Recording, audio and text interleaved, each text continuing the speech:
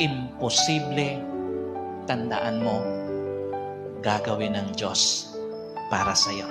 Kahit parang imposible para sa kabuhayan mo, para sa relasyon mo, para sa pangarap mo, para sa kalusugan mo, gagawin ng Diyos.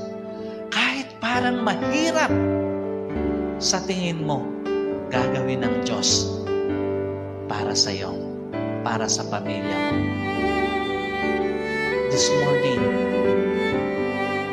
maniwala ka, walang hindi kayang gawin ang Diyos para sa iyo.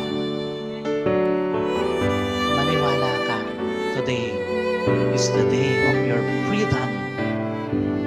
Palalayain ka ng Diyos sa isang relasyon na hindi mo deserve.